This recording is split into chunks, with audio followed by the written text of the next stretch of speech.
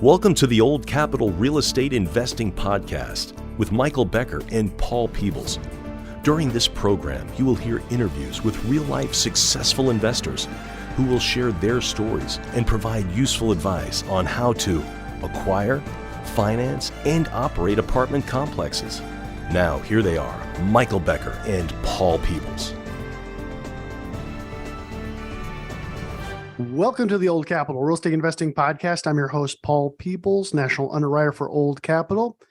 And typically joining me today would be the governor of the great state of real estate, Mr. Michael Becker, but unfortunately he is on another due diligence assignment, which he truly is, looking at a large apartment building that his group over at SPI are under contract with. Yeah, one of the only guys in Texas that's actually under contract to buy something. So he sold something with a 1031 exchange. He had to reinvest those dollars. And so right now he is under contract to buy another building. So we wish him and his partners over at SPI a lot of luck. So in the podcast today, we're just going to talk a little bit about the state of the market, about what we're seeing right now. And we kind of have a little bit of a bonus because we have one of our underwriters from a DUS lender, and he'll explain what a DUS lender means. And I'm going to call him Mr. R. Mr. R, how are you? I'm doing well, Paul. How are you doing? I'm doing great. So Mr. R has closed a number of transactions for Old Capital. So we certainly do appreciate all of his hard work, that he has done.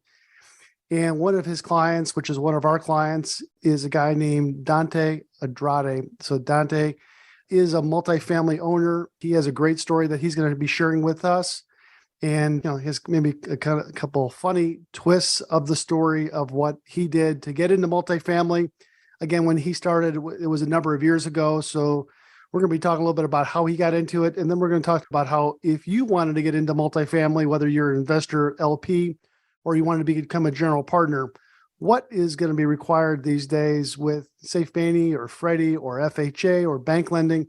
We're going to talk a little bit about how to get into this business because, as you know, the lender brings 75, 80, up to 80% of the money to the deal. You can bring 20 or 25% of the money to the deal. I mean, that's what it says in the rule books in certain areas to be able to get these transactions funded. But because these properties are now so expensive that we're kind of debt service constrained, which means we just don't have enough income to cover the entire debt up to 80% leverage. So a lot of these times, Fannie and Freddie are down to the 55 or 60 or sometimes 65, and maybe 70% leverage deal. And we're going to talk a little bit about what that all means just in a second.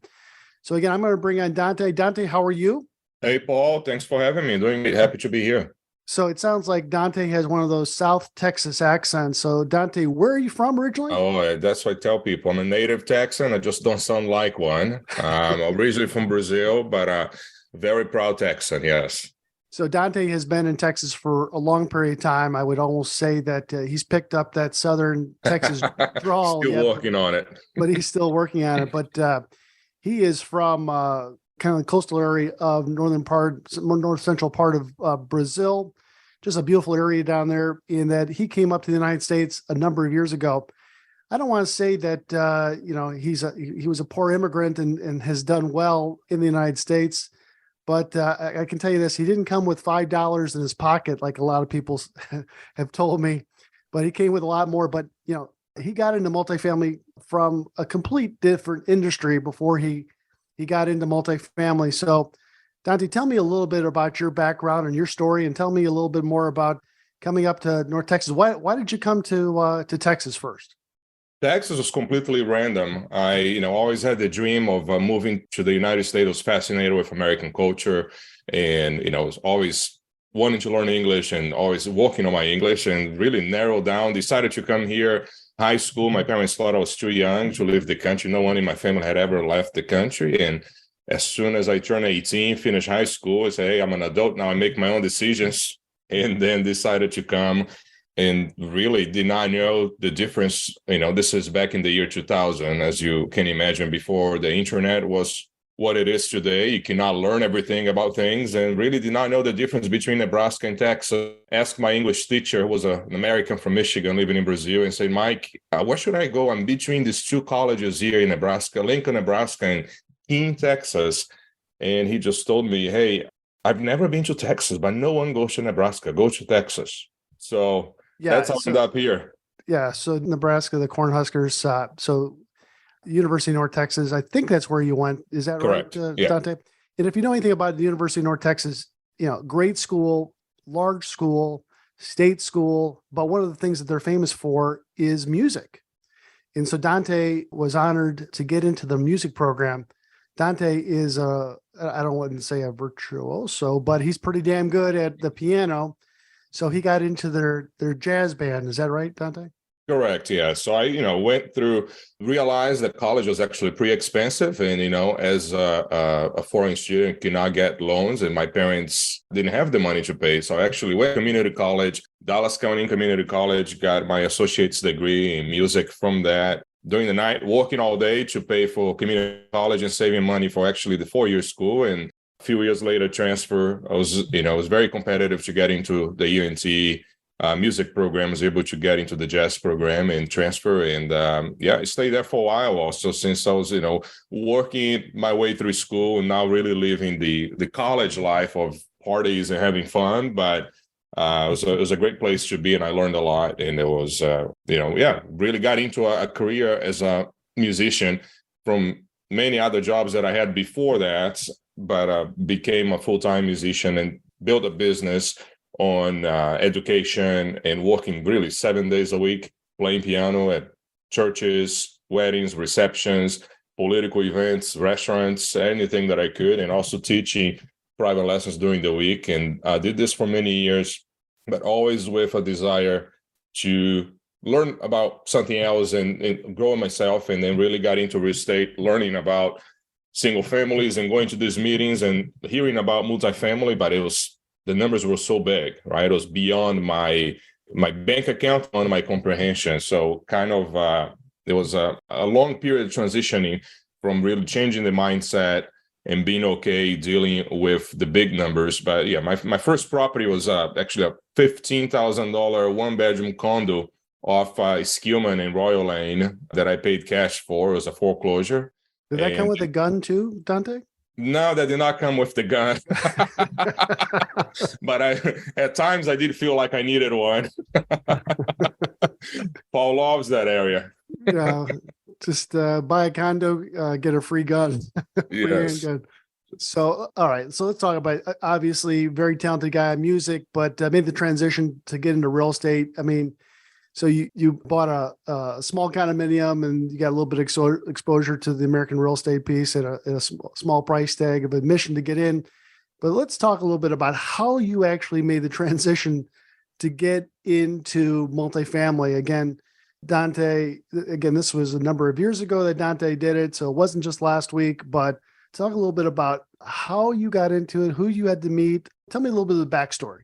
Yeah, so really is after I did, bought a couple of condos and did a one flip, I really realized that there was a better way, and just listening to podcasts and radio shows and reading books and knowing that there was a better way to do it with multifamily made a lot more sense. And then it was getting around people that were being active. So anytime I had a chance, there were a couple of local groups here in Dallas that were, mentoring groups, educating people, but also a big networking of people that were active in multifamily or they were learning multifamily, and they're all sharing the knowledge. So, and that's where I met you, Paul, and this is going back to almost 10 years ago, going to those meetings, but it's still going to the meetings, the numbers were still way too large for me. So really 2014, that's when I joined the Sumrock group and really start getting mentorship, but more importantly, being around people that were actively purchasing property. So anytime that you're there and someone bought a deal and you're looking at the numbers, they're doing a case study, and I feel like, wow, okay, this person did it. And this is, you look at the breakdown of the numbers and you are surrounding yourself with people that are talking those big numbers and they're actually doing it.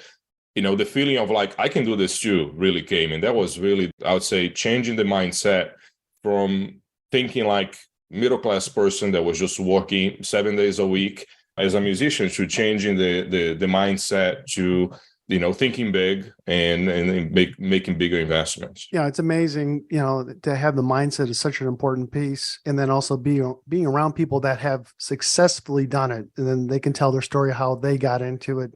So those are just two big things to get into. And the mentoring is such a big thing too, because the mentoring it speeds up your ability to get into the business sooner than later. I mean, you could do it yourself like anything, but you want to learn off of somebody else that's made those mistakes, and so that you can not make those mistakes in the future. So it sounds like Dante joined the Sumrock group here in the Dallas-Fort Worth area, which is really a national program, but it started off in the Dallas-Fort Worth area. And, how many people are in that program right now, would you say, Dante?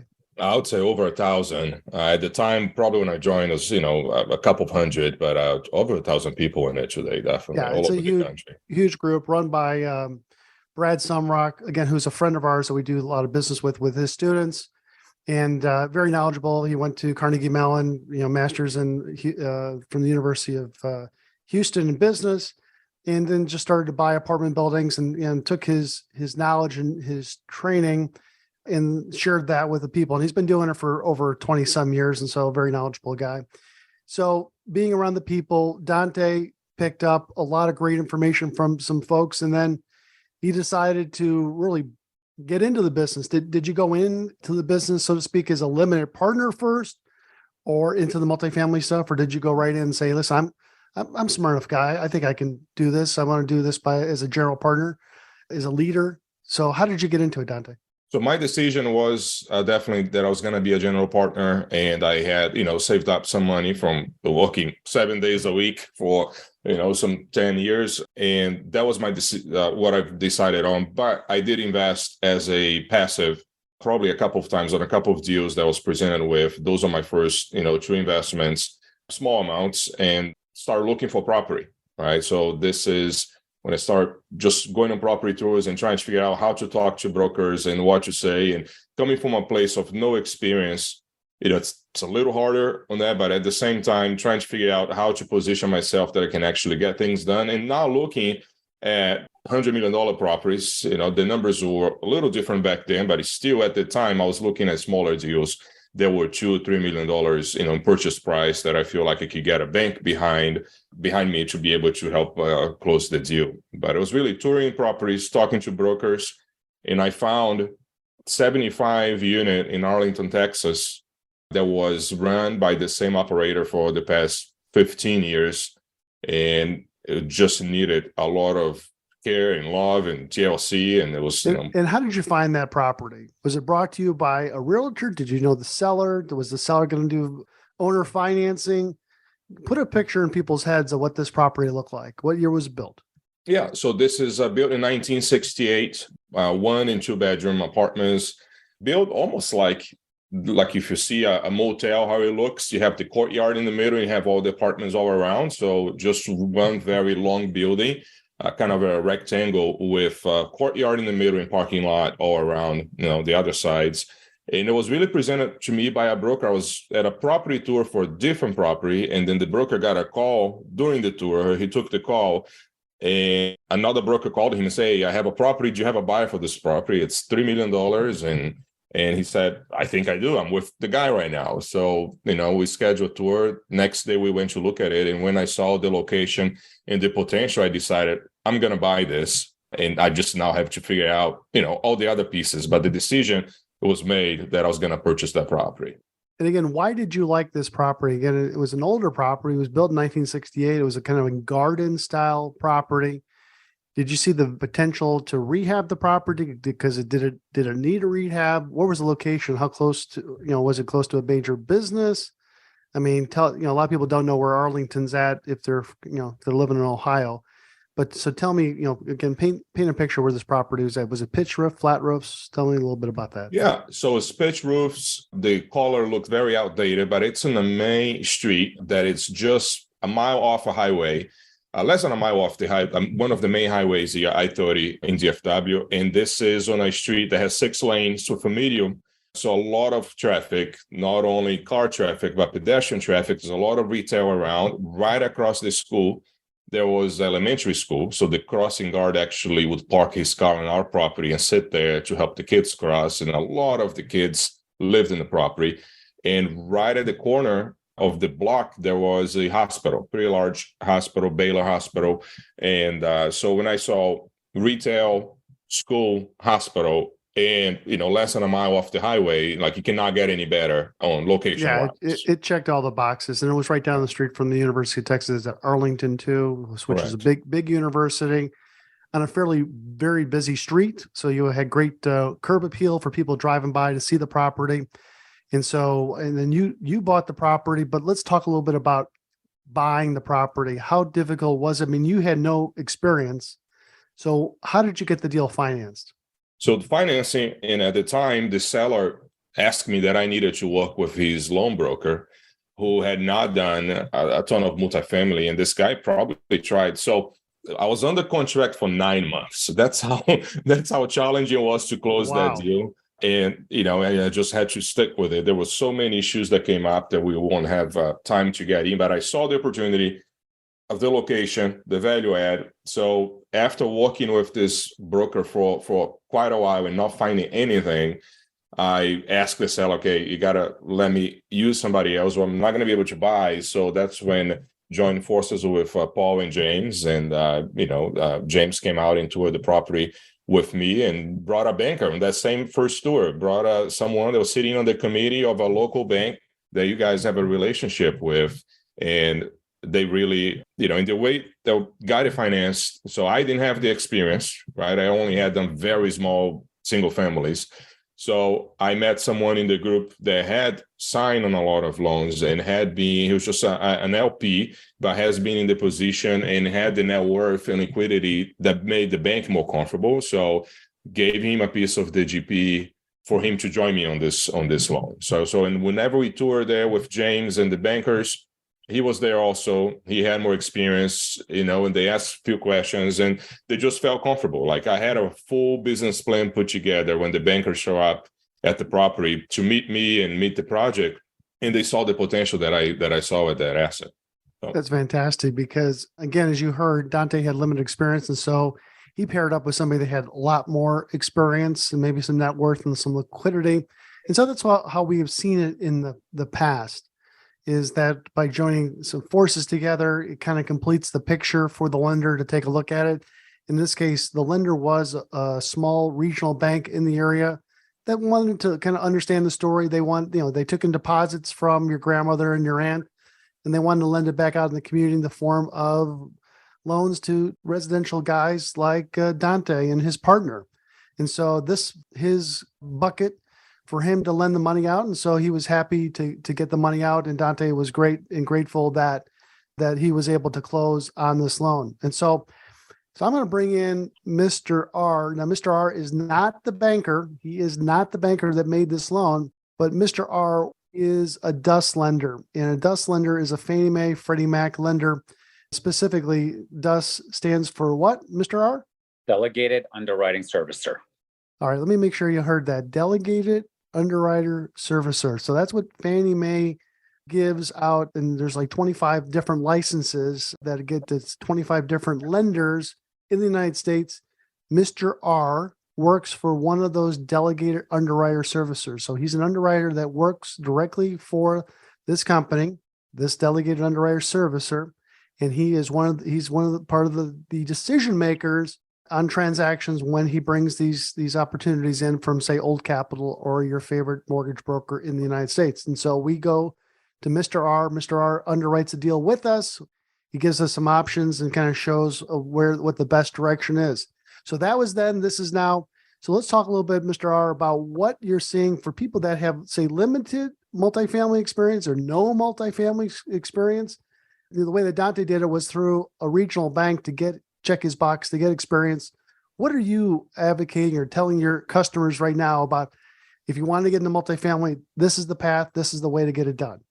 Yeah. So, I don't think much has changed. Pretty much, the way Dante did it, if you're trying to break into the multifamily business, that's the way it should be done. Trying to buy a deal and get approved for financing without any experience is going to be challenging. What you really want to do is partner up with somebody with experience on your first deal. Okay, go through the process, get underwritten, get approved, have some experience, and then you can, on your next deal, if you wish, then you can try to get a deal done on your own. But that first deal, you definitely want to do that with somebody that has experience. So Dante, talk to me a little bit about that. You brought in a partner that had more experience than you. Did you have to share half of the general funds that were coming in, 3/4, quarter? I mean, where did you kind of come up with what your sharing was for what they were bringing in, and you as the operator, what you were going to do? Correct. So at the time, that person had a full-time job. He, didn't have the time to dedicate to the property. So I told him, I'll run point. I had the time and the flexibility. I was going to do all the work, and I was putting in all my savings into that deal at the time. So he knew I was fully committed to doing that. So probably it's like maybe a little bit less than a quarter of the GP at the time. All right, so that kind of makes sense on that, because you put a lot of your own funds in the deal, so he knew you were committed to making this work. So you buy the property, you're going to rehab the property. Name me one or two things that you did to maybe catch people's eye so they would come into the property. Did you guys put a mural on the property? Did you guys do some interior upgrades? What did you do to make that property maybe a little bit more marketable to charge a higher rent on a per basis? Yeah, number one was fix the landscaping that was right, against the main fairway there in front of the property. We changed the coloring, so there was a very outdated light yellow sun damage paint sitting there, and we put in brand new gray, 2 different shades of gray with some whites. And then the property had 2 main buildings on each end of it, and we painted a mural. So we found a local artist that painted these beautiful murals at different buildings, and we put one at the end of the property. The amount of people that stopped by just because of that mural, it was unbelievable. It was totally worth the investment, but it completely changed, if you look at before and after pictures on how it looked. Yeah, you sold that property a number of years ago, and I drive by every once in a while, and I'm just amazed how pretty that mural still is, and it still keeps capturing everybody's attention who drives by the property.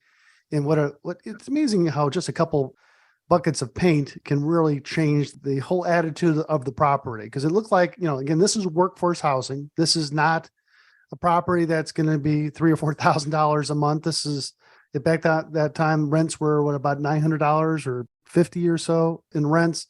So it was affordable at that period of time. But people want to live in something that looks good, that they can say that they're proud of being a tenant there. And so that mural that Dante put in there was fantastic. So great work. So he owned the property, and that he decided that he wanted to buy another property, maybe how long ago? 6 months, a year, 2 years? How far was it from the period of time that you closed on that transaction to the next one? That was a year later. I was looking, that property kept me busy for a long time, just all the work that was being done there, and I was very hands-on with a lot of it. So about a year later, I found another opportunity at another city here, close, within the DFW Metroplex. And so larger property now, double the size, probably 3 times the price from the other one. The Sure. prices had moved also. So larger property here in Farmers Branch, Texas, and then went to pursue that one. And that one already had a loan in place from Fannie Mae that was done here with Mr. R, and we worked on to assume that loan. That was a different approach with that one. Instead of putting, a new loan on it, we just assume that from the previous seller.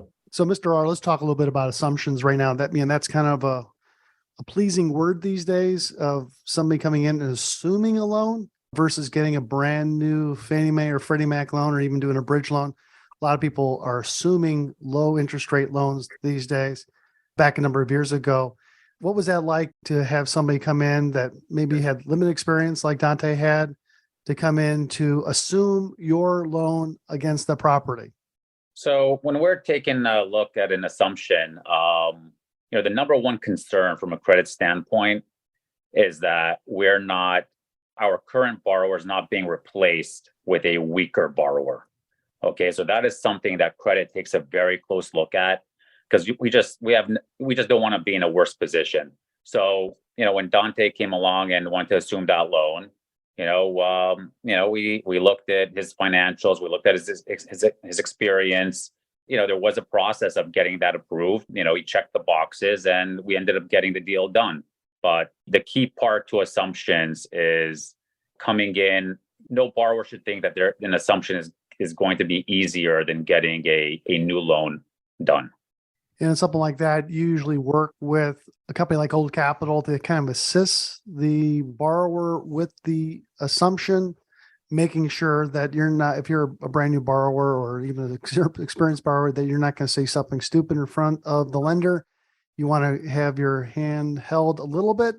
Now, if you've done, 10 or 12 or 13 of these assumptions, then I don't think that's a problem. But if you've only done 1 or 2 or 3, you definitely want to have somebody that has experience to kind of guide you and making sure that you're doing all the things right to get in there, because it's not an easy thing, because again, just like what Mr. R was saying, is that we have to paint a picture for the underwriter and the credit committee that you're as strong or stronger than what they're giving up on the current seller financially and how they're going to operate the property. Now, Dante, you manage that first property yourself, or did you have a third-party property manage that property? I had a third-party property management company.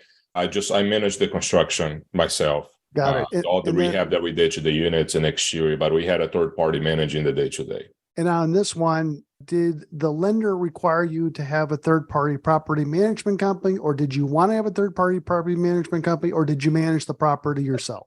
No, I wanted to have a third-party property management company. The lender wanted to see that too, but that wasn't even a discussion because we already had, by the time we approached the lender, we already had a property management company selected that were going to be working with us. And that's how I, pretty much ran my business with all the other acquisitions for several years until, later on setting up our own property management company. But with that one, we're using third party, and we needed more people to be on the loan with us. So we had, like I mentioned on the other one, I had one person, and like Mr. R was mentioning here, to qualify the people that were assuming the loan, we needed more people. So I brought a few other people to be partners and sign on that loan, back that loan for Fannie Mae along with me. Yeah, you brought in some heavy guns to help you buy this larger property. And I interrupt you, Mr. R. What were you going to say? Yeah, and just the second most important part from the lender's standpoint is also, if the borrower is kind of doesn't have so much experience, we would definitely demand third-party management. So that would probably be the second most important thing after the borrower in getting these loan assumptions approved. What I like about Mr. R and Fannie Mae and some of these transactions is that the more you build the relationship with this DUS lender, this delegate underwriter for Fannie Mae, I don't know if it's because the harder you try, the better you become, but the more you concentrate your business with one DUS lender out there, instead of throwing that stone against a still pond, if you try to go out with many different lenders out there instead of just working with one, you won't build a relationship. You just won't. And so what's good about Mr. R in his group is that once you start cracking open and you start building that relationship and you start doing more and more business with that one DUS lender, and again, that DUS lender comes with Old Capital as an example, that there's certain favors that happen. And so they're willing to, if you're willing to partner up with them, so to speak, they're willing to partner up with you and go through some maybe things that somebody that didn't have the relationship probably wouldn't do. Mr. R, talk a little bit about that.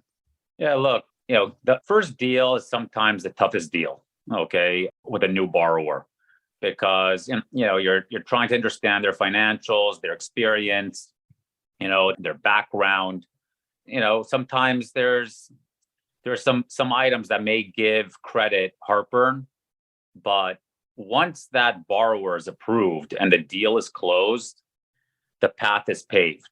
And, going forward, a borrower, it would kind of be foolish to start to reinvent the wheel with a new lender, meaning, you got it done with one lender, continue that path, build the relationship. The more deals done, the stronger the relationship, the more important the client. I do see some borrowers out there, just shopping their debt to 10 different lenders. And, I always look at those borrowers and say, you know what? When you have a problem, no one's really going to fight for you because, you're always just shopping. You're everybody's client. I can tell you, with Dante, as my client, I would fight very hard for anything that he needs. And not because he's a friend, he's a good client. So, things come up during the term of the loan and you want somebody to go to. You don't want to be stuck just dealing with somebody in servicing, who really has no relationship with you, isn't really incentivized to help you. They're just doing their job, whereas when you build a relationship with somebody, that person, wants to help you, is going to spend their time to help you. And even though, look, when it comes to servicing, an originator doesn't make any money. Okay. They're spending their time just servicing the borrower. And when I have a client that I know I have a good relationship with, I'm more inclined to fight for whatever he needs. All right. So some great feedback from Mr. R, and I certainly agree. There's 25 different DUS lenders in the market, 25 different DUS lenders, and Mr. R works for just one of them as an underwriter in the transaction. So if you're not working just with one, you're having a diluted relationship with all of them, or with, 3 of them or 4 of them or 5 of them. So just like with what Mr. R was saying, is that you cannot build a strong relationship with 3 or 4 or 5 groups. And because having a loan is only, it's a 10-year deal typically, it's a 7-year deal, or it's a 5-year term deal. And you're dealing with underwriting on the origination side only for maybe 45 or 60 days, but you're dealing with servicing for 9.5, 10 years, a long time. And you want to have somebody that's in your back pocket that you can call upon, that you've built a relationship with, that can rattle some change and get some things to be done for you. And I'll give you an example. What Mr. R has done in the past is that if you don't have a deep relationship with them and you're going back and asking for a supplemental, which is kind of a second lien cash out on the property, it's up to the lender to make that decision. If you don't have a great relationship, a deep relationship, that you've done other transactions, not just one, but or 2 or 3 or 4 or 5, and that you're kind of dedicating your business to just this one group. Now, again, I'm not saying not to always use the one group, but I'm saying that look at the relationship first and what that relationship can give you. Because in some cases, if you don't have that deep relationship and you're asking for a supplemental, a lot of them will not give that supplemental to you. And so if you have the deep relationship, they're going to find a way to try to get some money out to you, and maybe they shouldn't be, but they're going to be, because it comes down to the relationship. Mr. R, anything more to add? Yeah, that's right, Paul. So generally speaking, credit doesn't love to give supplementals, but it's, if there is a deep relationship with the originator, the originator can go and fight for you and push credit to give the supplemental and and maximize it as well. So yes, that relationship again matters with that. Absolutely. And so I think what the long and the short is of it, that Dante and Mr. R have done how many transactions together so far? Dante, you know this better than I do. I should know that number, but if we count refis, I don't know, 7 or 8 we've done. Yeah, so that's a relationship, not just one, not just 2, but 7 or 8. And Dante continues to go back to Mr. R through Old Capital, because we're a team. We all work together. And so with that, he builds a relationship, a deeper relationship. And so if he has any questions that come up, we're able to get the team involved. And again, we have a big say and a big stick, and Mr. R has a bigger stick than us. But because we do so much business through this DUS lender, is that they're going to listen to us versus somebody that just has done 1 loan or 2 loans. So I think that's very important. So Mr. R, tell me a little bit more about, what's the state of the market right now in terms of lending? I mean, what is your take? And then we'll go back to Dante and see how he's raising money these days. Sure. So the state of the market right now is, we're actively lending despite what's going on in the banking industry. Fannie and Freddie are there to provide liquidity. and that's continuing. There's been no hiccups at all on our side. The most of the business that I'm seeing these days are people trying to exit bridge loans that they've taken over the past few years. They're trying to get into agency financing. And now you just recently did one for us, similar structure, where it was originally a bridge loan and that they decided that it was better for them to get a fixed rate through Fannie Mae. In fact, that was a cash in refinance. They had to bring, $2 or $3, $4 million in cash to close the loan. Can you kind of give us some parameters of what you're seeing these days with bridge loans over to Fannie and Freddie? And is there any other solutions? Yeah. So generally speaking, unfortunately, a lot of people, the agency loans are not sizing for the bridge takeouts. In some situations, I just had a deal recently that closed, and during underwriting, I was able to find more proceeds, and they ended up cashing out $1 million. But generally, a lot of these loans are sizing short, and that's requiring the borrowers to make a tough decision. Do they cash in now and convert and go into a stabilized financing, or do they let it float? Their rate cap is going to expire eventually, or if they don't have a rate cap, they're already paying, a 9% interest rate. So, a lot of borrowers are struggling right now. It's tough. Personally, I think the borrowers who are exiting these bridge loans, making an effort to exit as soon as they can, I think that's the right move. And look, it's not a painless process. Some borrowers do need to come to the table with a cash in. That means making a capital call to their investors. Their investors aren't happy, but that's the state of the market right now. And I think the borrowers who are able to get out and get into stabilized financing, I think they're going to survive and thrive into the future. Survive until 25. That's the old capital phrase right now. New slogan, Paul. That's the slogan. Dante, how are you finding the markets today? I mean, you're out looking for new properties all the time. I mean, how are you finding really the limited partners, and are they writing checks these days? How confident are you if you got into a deal? Tell me a little bit about just behind the curtain with you. I think it goes, yeah. So overall, the market has been, very few deals and properties available for you to even underwrite and try to purchase. So we're still looking at a gap between sellers' expectations and buyers' expectations, and the buyers are being forced at these new levels because of where interest rates are, right? So you just cannot sustain, the same interest rates that was, 5% below, a year ago. So the buyers are forced with lower, offer prices, and the sellers have not adjusted to that. So we're having not a lot of transactions, not a lot of deals available. Looked at a couple of opportunities, but it's just been really tough to get things to underwrite.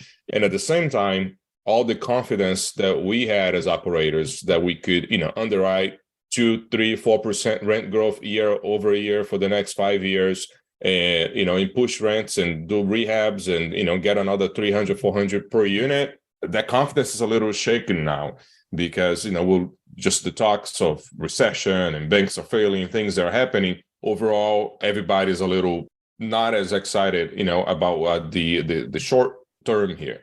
Now, at the same time, there are some deals being done, and there'll be some more opportunities come. I believe there will be more people that will have to sell. That will be in a position that they cannot, find the capital, like Mr. R here was mentioning with, capital call, and they're going to have to sell the property at a discount, or maybe slightly at a loss instead of, giving it back to the bank. I'd rather sell at a loss and lose, 20% of the equity than actually giving back to the bank. So there will be opportunities coming. And I feel, the same kind of relationship you have with your lender, with the DUS lenders, you got to have with your investors. And what we are doing is communicating all the time with our investors. So we have, if the property is not performing the way that it should, we're staying ahead of it with communication, sharing the financials, giving all the details, showing everything that we're doing, so they know that the market has changed. The company, the fundamentals, and how we operate have not changed. The market have changed in what we're doing to adapt. There are still sectors of the economy, they are doing really well, right? Even though, Amazon just said they're laying off 9,000 people last night, we still have healthcare, which is hiring nonstop, right? You have some other sectors where people are doing well and they need to place their money somewhere. So we still feel confident that we could, if we find a property that makes sense, that our investors would come with us. We still have a lot of tax advantages from investing. So a lot of high income earners are still looking, even if the return is not amazing as it used to be, they're also looking at the tax advantage that they need to have to offset high income salary or high income business. So a lot of people still looking at that, and they're still very advantageous to be investing in multifamily just for the tax savings alone. Yeah, you bet. I mean, and it's still our favorite asset class versus all the flavors of ice cream out there, whether it is retail or office or warehouses or industrial. It's still our favorite food group. Or Mr. R, final words on for you concerning the state of the market. Anything more that you'd want to get out and kind of talk a little bit about? No, I think right now I think you just need to be careful. I think you need to understand the debt options out there. Some people are still entertaining bridge loans. I think you need to understand what that involves, the interest rate, the rate cap, the costs versus taking fixed rate financing. So, it's choppy out there. The treasury is extremely volatile. Rates are up, rates are down. One thing that you want to take advantage, one thing you want to get done if you're going into a deal is to really set your financing as soon as possible. Meaning, for instance, if you take an agency loan, you can do a streamlined rate lock. So within 2 weeks of application, you can rate lock your loan. And now, you could feel comfortable that, your proceeds and rate are going to be there when it's time to close. But, you want to take out as much risk out of the equation in this environment. Sounds like a plan. Dante, any funny stories in multifamily to finish up our segment here? Finish up. We always come across the most interesting things dealing with, Class C and Class B multifamily and, actually getting to people's homes, right? So I have some rated R. I'll probably skip those for the podcast, but from due diligence. But we had a 2020. I'm actually pretty proud of this one. 2020, we had one of our properties, a large property here in Dallas that Mr. R has the loan on it. Some tenants just decided, we don't need to pay rent anymore, right? Right at the beginning of it, before there was help, there was a lot of people that actually still had jobs and they were doing fine, but they decided they did not need to pay rent. There was a word out on the street that was not needed. So, since they were taking an out of the box approach, we also decided we're going to do that. And that's when the court shut down and there was no evictions happening. So I went out there was a tenant that we already needed to have him removed from the property. And, he was just a troublemaker that did not need to be there. And the family was all healthy and working, but they decided they were not going to pay rent. So we worked with a towing company. There was a couple of residents that were not on the lease, but they were parking at the property. And we let them know, he's like, all right, I can't kick you out legally out of the property. So you can live here without paying, but you cannot park here. And it's very interesting how quickly, when you have to go down to the tow yard and pay $300 for towing fees, how quickly people get up and move. So we used that technique a few times to get rid of people when needed. In Texas, the phrase is you don't pay, you can't stay. In this case with Dante, if you don't pay, your car can't stay. Exactly. So. The law at the time wasn't allowing me to kick them out, but I was like, hey, I can kick out your car. Yeah. So the towing company was very happy with the extra business, and bringing donuts to the office and to the staff. And we, got the unit to someone that wanted to live and pay. So that's great. We could, Dante and I and Mr. R could talk about this for, hours on end about, Dante's success and Mr. R's success about, building a relationship. And then that is such a big thing with your lender. Just don't think that if you just have one lender that you should have a second, third, or fourth. I mean, there's no problem with that. But if you're looking for favors and you're looking for, going into this, maybe these troubled markets in the future, you want to have somebody you can count on.